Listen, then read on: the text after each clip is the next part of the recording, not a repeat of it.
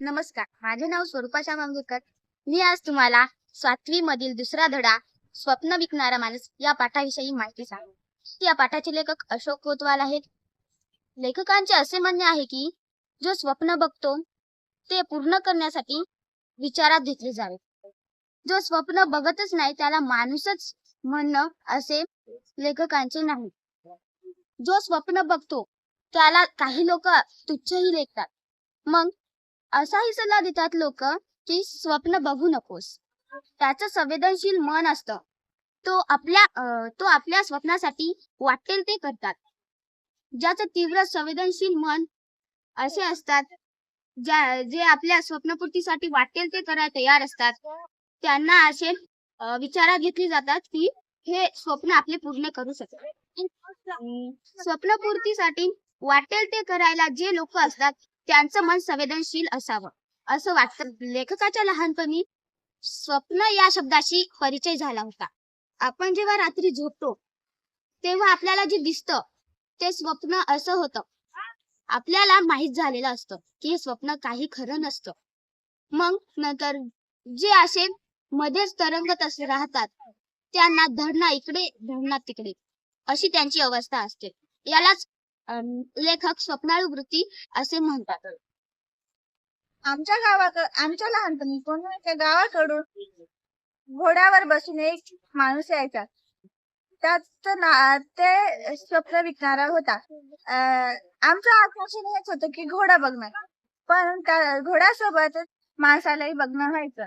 तल्लम रेशमी धोतर, त्यावर जरीचा सैलार कुर्ता, डोक्यावर लाल पांढरा फेटा, डोळ्यावर चष्मा, पायात चमडी बूट, गव्हाळ्या रंगाचा जुबेकदार मिशा असं त्याचा पहिरावा, त्यातल्या त्यात दिपाडाई. या स्वप्न विकणाऱ्या माणसाची आम्हाला गमतच वाटायची, पण त्यासोबत कुतूहल पण वाटायचं. त्यांनी आणलेल्या घोड्यावर मखमली पिशवी आम्ही कुतूहलपणे बघायचो. हा आमच्या गावातल्या पिंपळाच्या पारावर येऊन बसायचा व पाराच्या लोखंडी कडीला आपला घोडा बांधायचा. मग घोड्यावर ठेवलेल्या मखमली कापडातली पिशवी काढून, चमडी पिशवी काढून त्यातले पाणी घटाघटा प्यायचा व पारावर बसायचं. मग माणसाचा गराडा पडायचा. त्यांनी अनुभवलेले आणि कित्येक प्रदेश, कित्येक डोंगरदऱ्या तुडवल्या होत्या. भिन्न स्वभावांची व भिन्न संस्कृतीची माणसं ही पाहिली होती. त्याचं हे बोलणं आम्हाला खरंच छान वाटायचं आणि माणसं स्वतःला विसरून जायचे त्यांच्या गप्पांमध्ये. हे आम्हाला कळत नसं की आम्ही हे खरं आहे की खोटं आहे. आम्ही संग्रहात पडायचो. हे ऐकताना लोक तल्लीन होऊन जायचे. त्यांना वेगवेगळ्या त्यांच्या बोलण्यातून वेगवेगळ्या रीतिरिवाजांची, प्रांतांची माहिती व्हायची. स्वप्नविक्या लोकांच्या डोळ्यात स्वप्न पुरून जायचा.